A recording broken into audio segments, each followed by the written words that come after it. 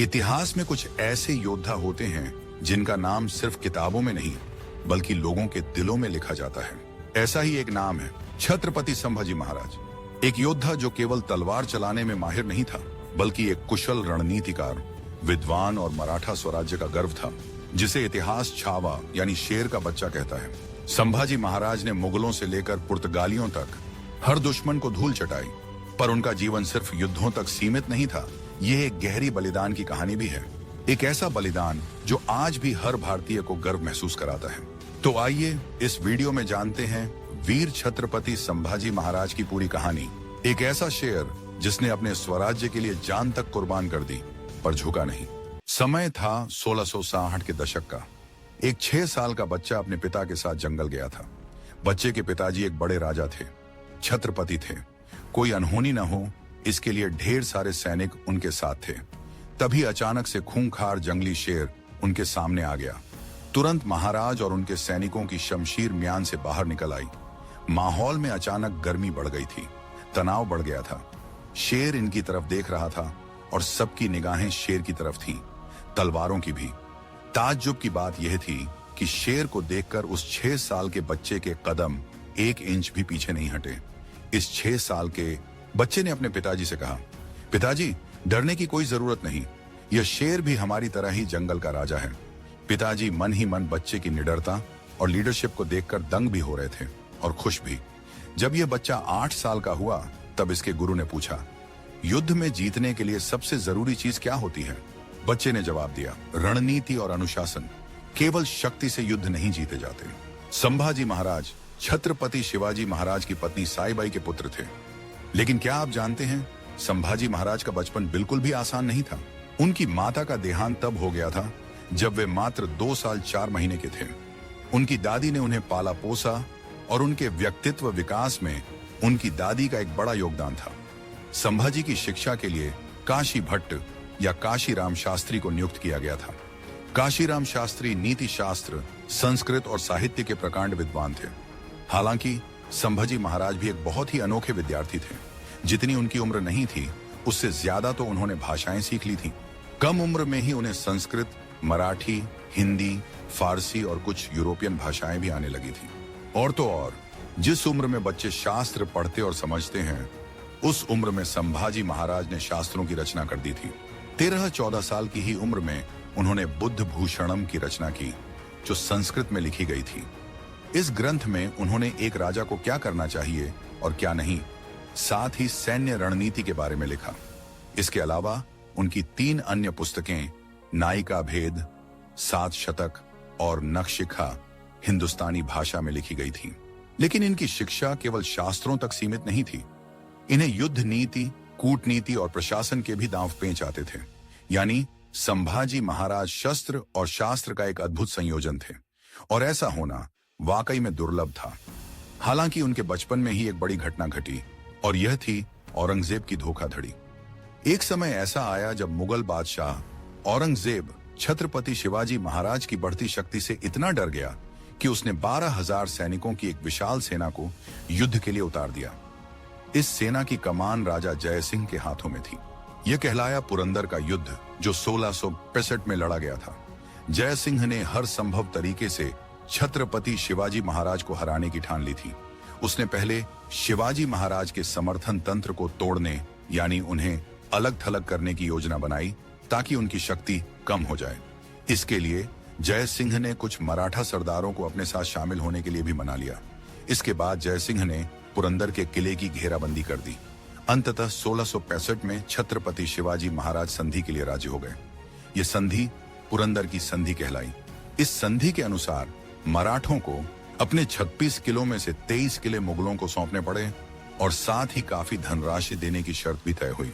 दूसरी शर्त यह थी कि अब छत्रपति शिवाजी महाराज मुगलों के अभियानों में मुगलों की मदद भी करेंगे। संधि की एक और शर्त यह भी थी कि संभाजी महाराज को मुगल सेना की ओर से लड़ना होगा। उन्हें 5,000 का मनसबदार बनाया गया था। इन सब के अलावा छत्रपति शिवाजी महाराज को औरंगजेब से आगरा में मिलने के लिए भी बुलाया गया। छत्रपति शिवाजी महाराज अपने पुत्र संभाजी महाराज को लेकर 1666 में आगरा पहुंचे। लेकिन जब वे मुगल सम्राट औरंगजेब से मिले तो औरंगजेब ने उनका अपमान कर दिया, जिससे शिवाजी महाराज क्रोधित होकर मुगल दरबार से बाहर आ गए। यह बात औरंगजेब को नागवार गुजरी और उसने छत्रपति शिवाजी महाराज और संभाजी महाराज दोनों को बंदी बना लिया। लेकिन उनकी हिम्मत देखिए, इस कठिन परिस्थिति में भी वे घबराए नहीं, बल्कि कैद से बाहर निकलने का एक साहसी योजना बनाने लगे।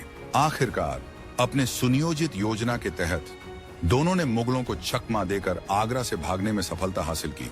लेकिन सीधे पुणे की ओर जाने के बजाय वे पहले उत्तर में मथुरा की ओर निकल गए। अब पूरे मुगल साम्राज्य में हड़कंप मच गया कि छत्रपति शिवाजी महाराज अपने पुत्र के साथ भाग गए हैं। जगह जगह उनकी तलाश शुरू हो गई। इसलिए पहचान छुपाने के लिए पिता पुत्र दोनों ने अपना वेश बदल लिया। यहां तक कि संभाजी महाराज को मथुरा में कृष्ण जी पंत के यहां छोड़ दिया गया, ताकि पिता पुत्र की जोड़ी देखकर कोई उन्हें पकड़ न सके। छत्रपति शिवाजी महाराज खुद एक साधु का वेश धारण कर मथुरा से काशी की ओर निकल पड़े। सोचिए, इस समय संभाजी महाराज केवल 9 साल के थे और वे घोड़े पर सवार होकर काशी प्रयाग होते हुए राजगढ़ के पास पहुंच गए। उन्होंने मात्र 28 दिनों में लगभग 2200 किमी की दूरी तय कर ली थी। खैर, इसके बाद छत्रपति शिवाजी महाराज ने कुछ ही महीनों में अपने कई किले फिर से मुगलों से छीन लिए और आने वाले कई वर्षों तक औरंगजेब की नाक में दम करके रखा। छत्रपति शिवाजी महाराज औरंगजेब के लिए सबसे बड़ा रोड़ा थे, जिसकी वजह से वह दक्षिण भारत में अपने साम्राज्य का विस्तार नहीं कर पा रहा था।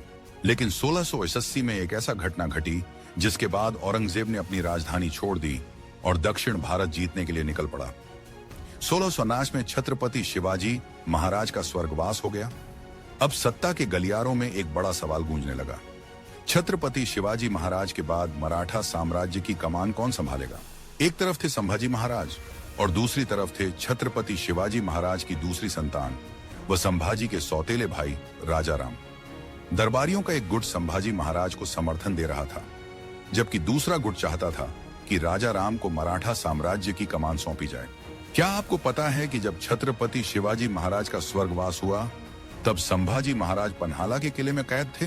दरअसल कई जगह ऐसा उल्लेख मिलता है कि शिवाजी महाराज ने संभाजी को उनकी जिद और अनुशासनहीनता के कारण पन्हाला के किले में नजरबंद करवा दिया था।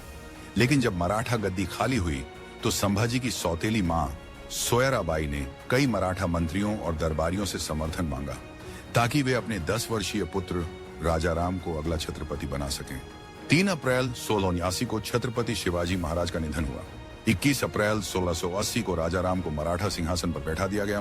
लेकिन जैसे ही संभाजी महाराज को इसकी खबर मिली, उन्होंने पन्हाला के किले से किसी तरह भाग निकलने की योजना बनाई।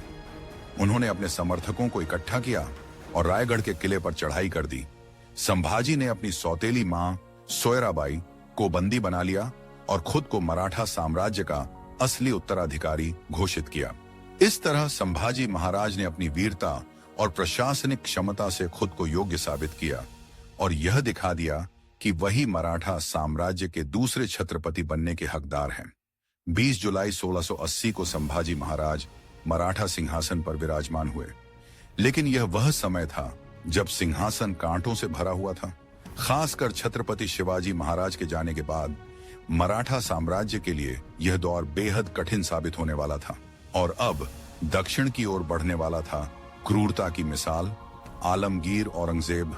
संभाजी महाराज यूं ही छावा नहीं कहलाए। इसके लिए उन्हें अपने दुश्मनों के खून से अपनी तलवार का अभिषेक करना पड़ा। मराठा साम्राज्य के इस महान योद्धा ने अपने जीवन काल में कई युद्ध लड़े। गद्दी पर बैठने के सिर्फ 1 साल बाद ही यानी 1691 में संभाजी महाराज का पहला निशाना था बुरहानपुर, जो आज मध्य प्रदेश का एक जिला है, तब मुगलों के लिए बेहद अहम था। पहला, यह एक महत्वपूर्ण व्यापारिक केंद्र था। दूसरा, यह रणनीतिक रूप से औरंगजेब के दक्षिण अभियान का प्रवेश द्वार था। अगर बुरहानपुर पर कब्जा हो जाता तो मुगलों को एक बड़ा झटका लगना तय था।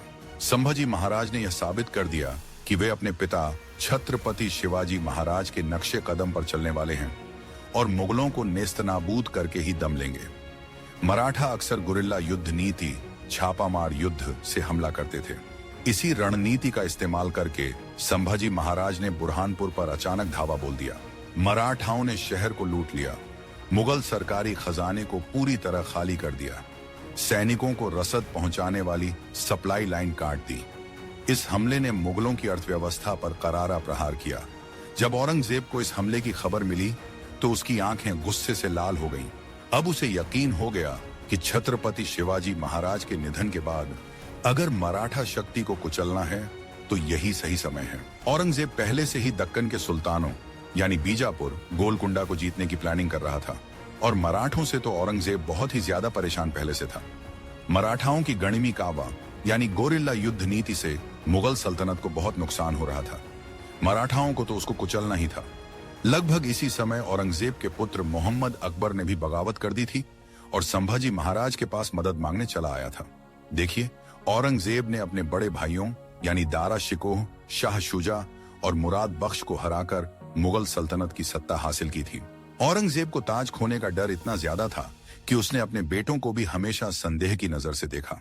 मोहम्मद अकबर को औरंगजेब ने दक्कन में मराठाओं के खिलाफ युद्ध का नेतृत्व करने भेज दिया था, लेकिन बाप बेटे के बीच सोच में काफी अंतर था जो समय के साथ बढ़ता गया।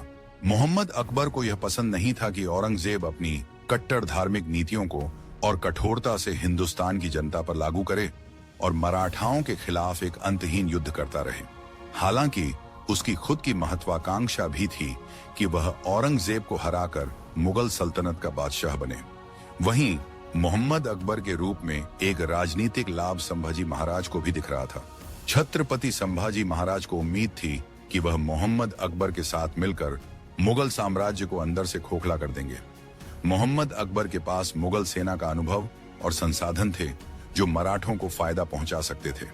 इसके अलावा अगर मोहम्मद अकबर के हाथों में मुगलिया सल्तनत की बागडोर रहती तो मराठों के साथ समझौता हो सकता था, जिससे दक्कन में मुगल दबाव कम हो जाता।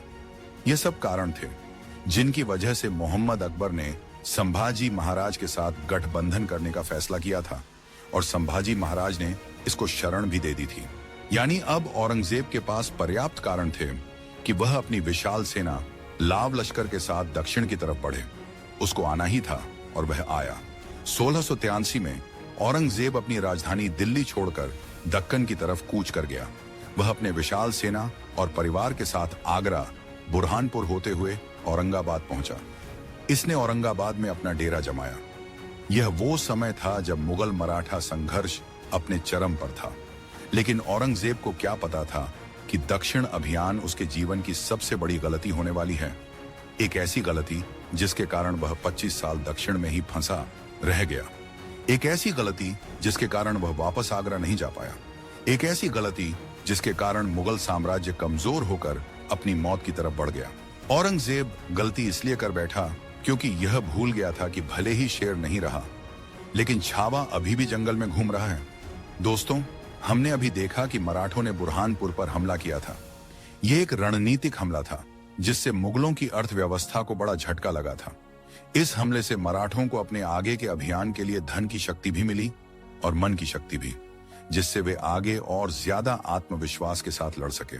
इसके बाद 1682 में संभाजी महाराज ने कर्नाटक में आदिल शाही सुल्तान के किलों पर आक्रमण किया और उन्हें हराया। इस युद्ध में उन्होंने मराठा सेना को दक्षिण की तरफ बढ़ने का मौका दिया और मुगलों व आदिल शाही की सम्मिलित शक्ति को कमजोर कर दिया।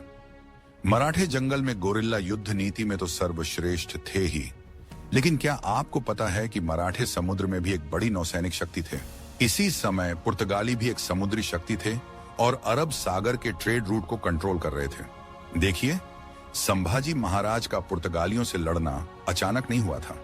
पुर्तगाली गोवा में हिंदुओं का जबरन धर्म परिवर्तन कर रहे थे, जिससे स्थानीय हिंदू जनता और मराठों में गुस्सा भरा हुआ था। संभाजी महाराज को यह एहसास हो गया था कि पुर्तगालियों को सबक सिखाना ही पड़ेगा, क्योंकि पुर्तगालियों ने न सिर्फ औरंगजेब से सहयोग कर लिया था, बल्कि वे सिद्धियों को भी मराठों के खिलाफ सहायता प्रदान कर रहे थे। इसके अलावा वे समुद्र पार व्यापार करने वाले मराठा जहाजों को लूटने लगे थे, जिससे मराठा अर्थव्यवस्था को भारी नुकसान हो रहा था और मराठा नौसेना को भी चुनौती मिल रही थी। फिर 1683 में संभाजी महाराज ने विशाल मराठा सेना और नौसेना के साथ पुर्तगाली ठिकानों पर हमला कर दिया। मराठों ने बेसिन, सालसेट और अन्य क्षेत्रों पर धावा बोला और कई किलों पर कब्जा कर लिया।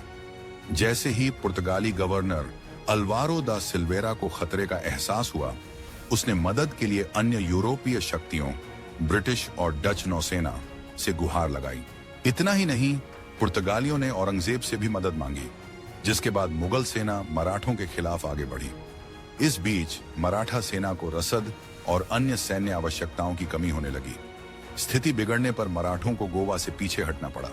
हालांकि इस युद्ध में मराठे पूरी तरह से गोवा पर कब्जा नहीं कर पाए, लेकिन उन्होंने पुर्तगालियों को भारी नुकसान जरूर पहुंचाया और यह साबित कर दिया कि मराठे सिर्फ जंगलों के शेर नहीं, बल्कि समंदर के भी मगरमच्छ हैं, जो यूरोप की समुद्री ताकतों से भी टकराने का माद्दा रखते हैं और तबाह भी कर सकते हैं। पुर्तगालियों को नुकसान पहुंचाने के बाद संभाजी महाराज ने जंजीरा के सिद्धियों की तरफ अपनी तलवार घुमाई। जंजीरा के सिद्धियों की कहानी भी काफी कुछ पुर्तगालियों की तरह ही थी। सिद्धि बेसिकली अफ्रीकी मूल के लोग थे, जिन्हें हबशी कहा जाता था। यह लोग भारत में अरब व्यापारियों के जरिए आए और बाद में गुलामों के रूप में लाए गए। समय के साथ धीरे धीरे ये सिद्धि अलग अलग राजाओं की सेनाओं में भर्ती किए जाने लगे और अपनी वफादारी व क्षमता के लिए प्रसिद्ध हो गए। बाद में जंजीरा पर इन्हीं सिद्धियों का राज हुआ। जंजीरा किला महाराष्ट्र के पश्चिमी तट पर स्थित एक समुद्री किला था। इसे जल दुर्ग कहा जाता था। यह चारों तरफ से अरब सागर से घिरा हुआ था, इसलिए इसे फतह कर पाना लगभग असंभव था। यह किला रणनीतिक रूप से महत्वपूर्ण था और यह एक मजबूत नौसैनिक केंद्र भी था। खास बात यह थी कि यह पुर्तगालियों, अंग्रेजों और मुगलों के समुद्री व्यापार मार्ग के पास था। औरंगजेब ने मराठाओं को घेरने के लिए जंजीरा के सिद्धियों के साथ हाथ मिलाया ताकि मराठों की नौसेना कमजोर हो जाए। यह गठबंधन मराठाओं के लिए परेशानी का कारण बना। इसलिए 1689 में संभाजी महाराज ने सिद्धियों की शक्ति को खत्म करने के लिए जंजीरा पर एक बड़ा सैन्य अभियान छेड़ा। मराठाओं ने जंजीरा को चारों तरफ से घेर लिया और सिद्धियों की नौसेना पर हमला कर दिया। युद्ध लंबा खींच गया। इस बीच सिद्धियों को पुर्तगालियों और मुगलों से भी मदद मिल रही थी। मराठाओं ने कई नई रणनीतियां अपनाई, लेकिन सिद्धियों की मजबूत किलेबंदी को वे पार नहीं कर सके। बहरहाल एक तरफ मराठा सिद्धियों की घेरेबंदी में लगे थे, तो दूसरी तरफ संभाजी महाराज ने 1684 में रामनगर, महाराष्ट्र में मुगलों की विशाल सेना को मात दे दी थी। इसके बाद फिर से वही महाराष्ट्र में 1687 में एक और बड़ी मुगल सेना टुकड़ी को उन्होंने परास्त कर दिया। मराठाओं का विजय रथ रुक नहीं रहा था। मुगलों की जड़ों को काटने में संभाजी महाराज लगे हुए थे, लेकिन उन्हें क्या पता था कि उनके अपने ही उनसे दगाबाजी कर देंगे और उन्हें नर्क जैसी यातनाएं सहनी पड़ेंगी। 1687 में वाई की लड़ाई में एक बेहद खास मराठा कमांडर हमीर राव मोहिते वीर गति को प्राप्त हो गए थे। इसके कारण मराठा सेना में आत्मविश्वास की कमी आ गई थी।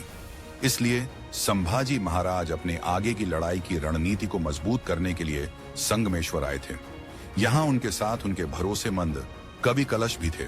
Sangameshwar strategic point of view से महत्वपूर्ण था, क्योंकि यह एक छिपा हुआ और सुरक्षित इलाका था। इसलिए यहाँ संभाजी महाराज ने लगभग 200 लोगों के साथ अपना काफिला रोका। लेकिन उन्हें क्या पता था कि मराठा दरबार में मौजूद गद्दार उनसे दगाबाजी और विश्वासघात कर देंगे। मराठा साम्राज्य के दरबार में गोपीनाथ पंत बुंदेले और हरिपथ ने मुगलों के साथ साठगांठ कर ली थी। एक और दगाबाज था गणोजी शिर्के, जो उनकी पत्नी का ही भाई था।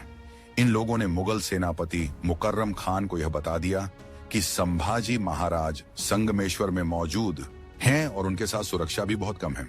मुकर्रम खान एक गुप्त रास्ते से 5000 सैनिकों की फौज के साथ वहां पहुंच गया।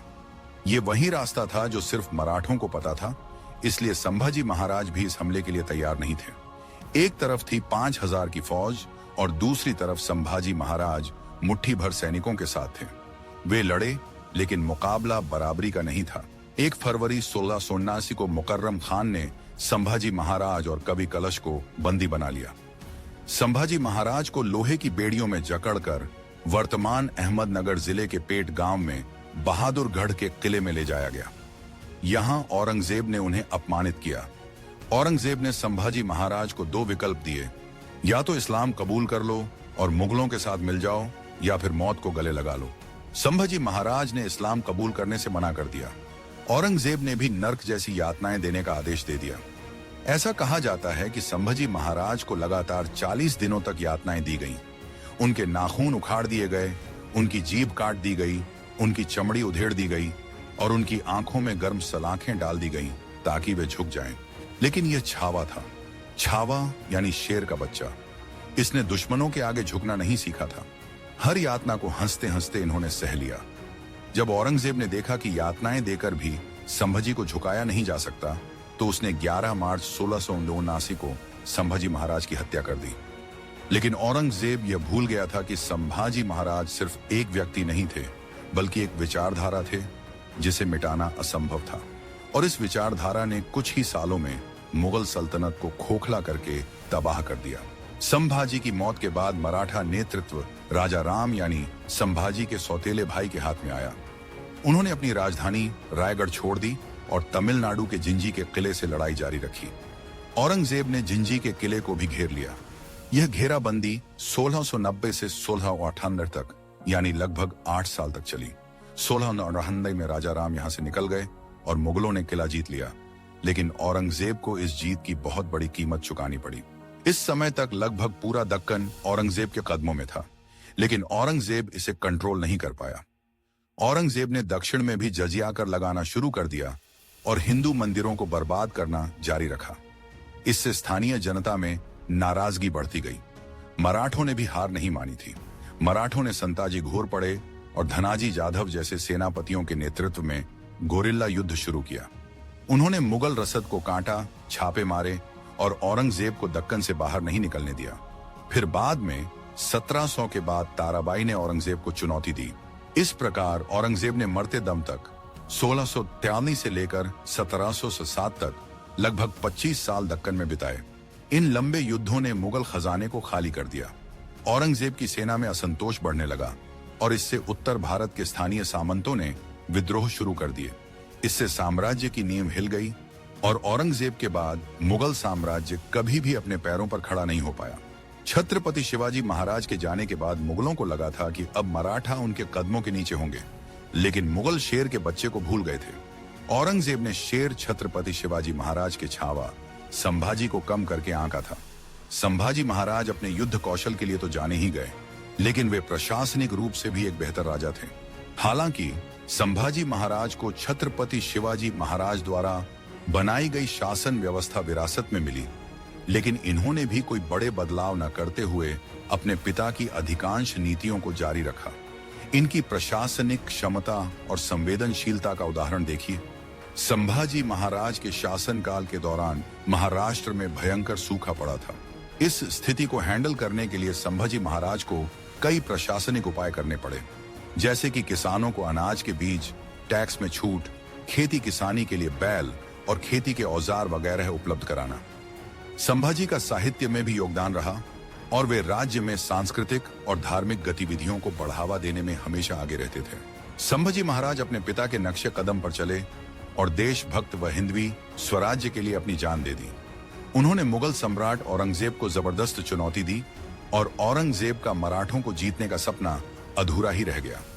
संभाजी महाराज के जीते जी मराठों की शक्ति दक्कन में और भी ज्यादा बढ़ गई और उनके बलिदान के बाद मराठे पहले से कहीं ज्यादा घातक और शक्तिशाली हो गए, जिसके कारण कुछ ही सालों में मुगलों का पतन शुरू हो गया।